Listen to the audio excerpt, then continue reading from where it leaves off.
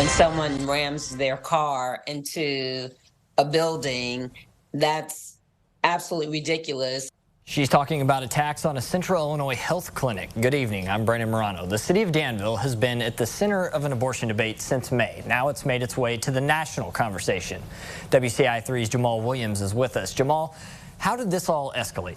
Well, Brandon, U.S. Rep. Robin Kelly says the constant attacks on the abortion clinic are the reason she decided to get the White House involved. It's terrorism. Congresswoman Robin Kelly has had enough of the vandalism on Danville's proposed abortion clinic. You're trying to scare, terrify people not to come or do the work that they are prepared to do. I vote yes. Last month, city council officials voted to pass an ordinance banning the mailing and shipping of any medication or aid designed for abortions. Kelly has been critical of the vote, saying the ordinance holds no merit. Illinois is a safe haven state. Abortion is still legal. The White House is pro-choice, and they want people to have the freedom to make whatever choice they want for themselves. Kelly has also voiced her frustrations with not one, but two attacks on the health clinic in the last month. The latest included a man on a bicycle who's accused of tearing down repairs to the back wall of the building June 2nd.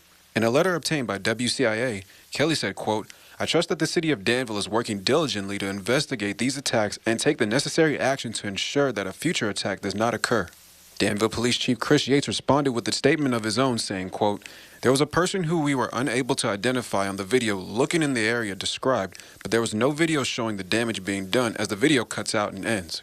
Kelly says the ramification of these incidents combined with the ordinance could put caretakers and healthcare workers in uncomfortable situations. Things like that scare people, make people wonder if they're safe, may force people into decisions they don't want to make. People might have to travel, long ways if they decide not to carry their child.